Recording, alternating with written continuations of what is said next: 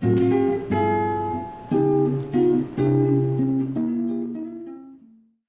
always pray that one member of the band, if it's a band, can, think well and you follow that person, but what happens if everybody's lost, Sounds like life, huh? No, hopefully not ever, but I'm going to play this other guitar again to demonstrate this.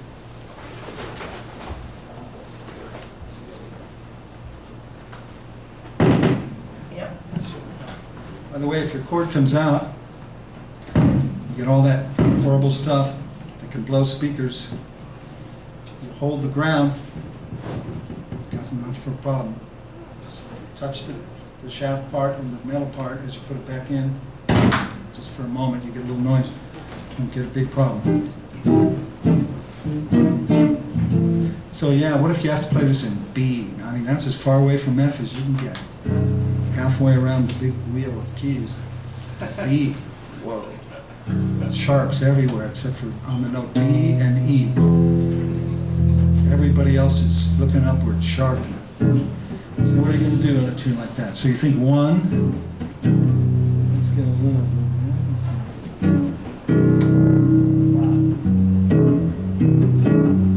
Then you have your 2-7, meaning dominant. 2 minor, that's not hard. Flat 2, dominant. So far, who cares what key, easy. You got that bridge eventually. Goes up a half step, right?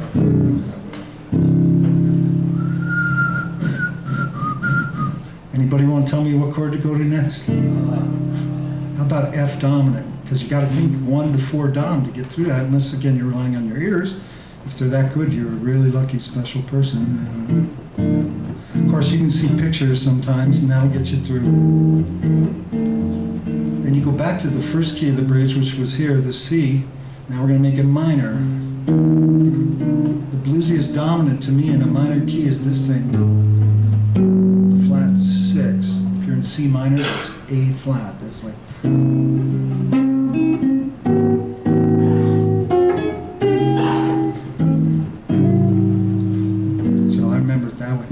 Again, C is the key up a half step from the home.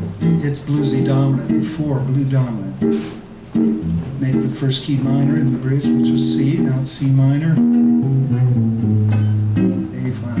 The last 2 chords come up a half step, C sharp. It's the home key 2 with its flat 6. Now you do a 3, 6, 2, 5. So this is the way I get through a tune like this. And if I say 3, my brain has to go D sharp, because we're in B. I got to have a letter name there, unless I'm going to stay with just these bass line chords, which I'm doing right now because I talked to you. But when you want to be free and travel around, you don't want to just see these roots. That's the beginning. It's great. It's survival. You'll get through the tune. Singer can call any tune in any key, if you got your roadmap thing. So again, I'm thinking 1 to 4, 1 minor, flat 6, home key 2 and its flat 6, then 3, 6, 2, 5. It's a lot of numbers, but if you know your keys, the letter names pop right out at you. Every tune has its own roadmap. Most roadmaps of songs have many more similarities than differences, meaning there'll be some other songs like it. This Bridge of Ipanema is one of a kind. Nothing else that I've heard has that kind of bridge. There's probably some other Brazilian tunes that I'm unaware of that do, but it's not like American set. I like all these Sam Cooke tunes and the Drifters and the jazz standards and Tin Pan Alley and all those. None of them have that bridge. So let's talk about harmonizing melody, and in the course of it, I'll play some more tunes. I hope too. Let's see how we're doing. I'm doing all right on this time, I guess. So when you have a simple melody, I mean simple with simple chords, that's the hardest thing to do for many players, is to make it sound good when it's so simple. If the tune's already sophisticated and has a wonderful set of changes that makes reasonable harmony, you don't have as much of a problem, at least in getting something going there. But if it's all a wasteland, there's Camptown ladies, There's not much happening.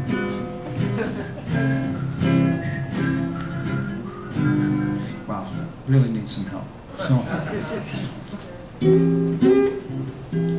where's the 4 chords? You know, at least it was all 1 and 5. Let's get some 4 in there. We had to get a little 4 in there. About a flat 3 if you're bluesy inclined. What do you mean flat 3? You can't use this, not in the key. They're all in the key. Every chord's in the key. Even, yeah, the doodah brigade. Every major's in the key, every minor, every dominant. I'm not kidding, I'm not exaggerating. They're all there. It's just a question of learning how they work with the other guys that they're friends with in the key. All the chords have other chords they love to be with. And you just study it, you know, little by little. By learning tunes, it's a great way to begin, but also by harmonizing simple songs like what we're talking about right now. So what you end up with is a vocabulary in the bottom end. That means from every first diatonic note, meaning the major key, the major scale, you got to know chords from every note of that. That's not so hard. You know, you start with bar chords when you're younger, and the 7th one's a little screwy. Then you learn other things, like the 5 chord sits in here. That's still G7 if we're in C. This is C. It's not only E minor, it's 1 chord with the 3 in the bass. Do we put other notes in there? Sure, if you feel like it. I like to hear 9s. There's a 9. Instead of just playing the C, you got C at 9. 4th chord's supposed to be F if we're in C, but how about F major 9? Contemporary form, edgy, no 3. News at 11, you know? It's got that edgy sound. 5th bass note, a lot of times in Europe, it was the 1 chord still. You know, you'd hear. You know, it's going. This is the C chord. Whoops. This is Lydian. We'll save that discussion for another moment here, but anyway, all the bass notes have their favorable chords. The 6th tone traditionally was often the 4 chord. You put the 6th in the bass. 5 is on the leading tone and the last note of the scale. So it comes down to 1, 5, 1, 4, 1, 4, 5, 1. You can do it in little tiny chords, like you saw me segue into littler, more little, smaller.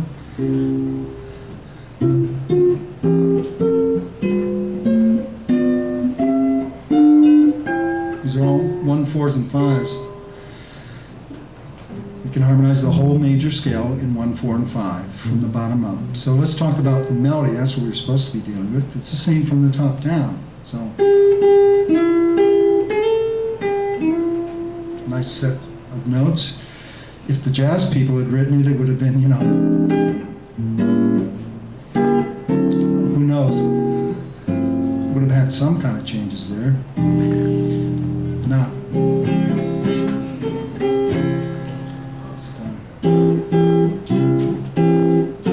Open triads sound pretty nice with 1 guitar. It doesn't sound too bad.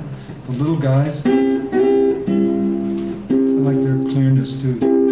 If you learn to snap your fingers, you get.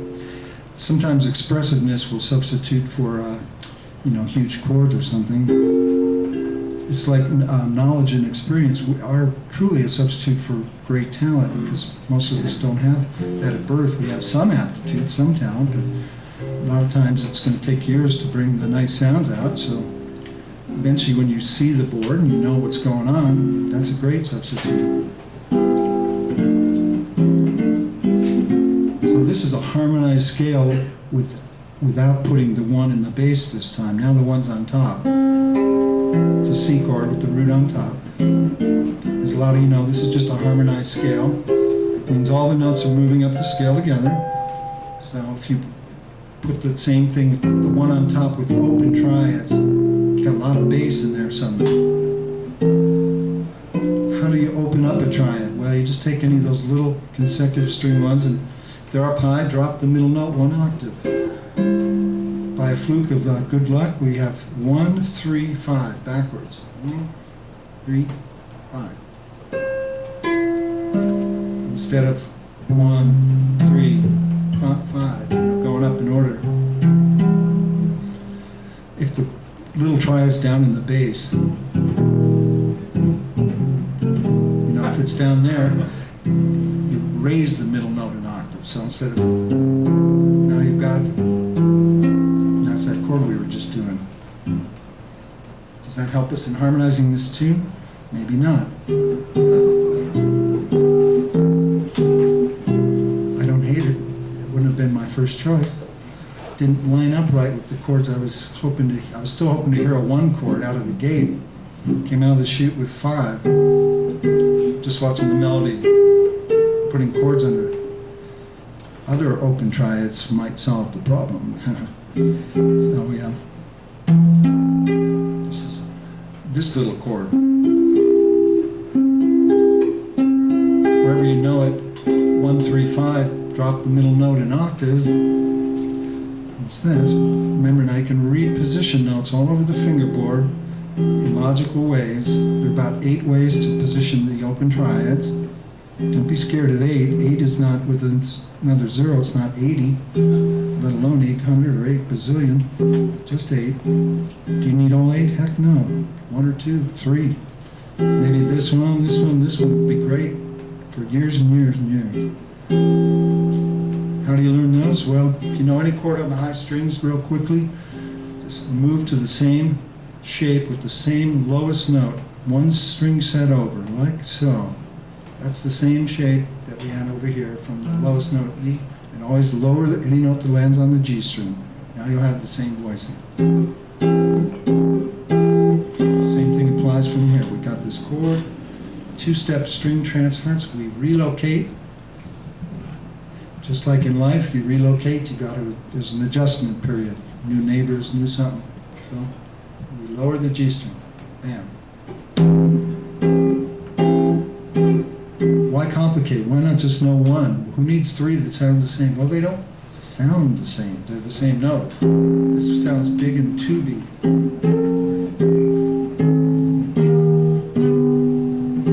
This is a little stringier, and this is far different. It's like having a tone control. What does that relationship with? You got 3 chords, or 3 strings that you're moving up on. This 8 positions you were talking about. Is that it like that? That's a fun subject. Real fast, if you have a logical thirst for order, thirst for logical order, somewhere in that sentence we'll put the word logical, I don't know where. And you look at what can be, what is, not any preconceptions. You say, well, what happened if we move the top note? You move it up here, go to that plastic surgeon, get that new 6th finger put on, you'll be just fine. That ain't gonna work. Okay. Then we go back, we look at this one. Wow, she comes sneaking up in the middle. Not too bad.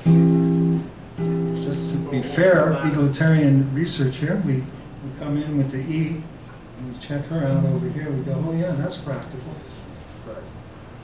So basically, you're playing under that note, and that's how you get your 8 positions. Under this, Yeah, under the lead note, yeah, the top well, note. let's establish this. The voicing in this case is 1's in the middle, 5's upstairs, and 3's downstairs, okay? Now, given that fact, nobody's playing under anybody, but we are relocating that same configuration wherever it's practical. So you'll find that the only one of those 3, of course, that worked was this one. She slithered up to there. You know how the unison is. So you get that. It's not the fingering you choose, that's a separate issue. It's the chord form. This is a new chord form of the same voicing. These are 3 important terms.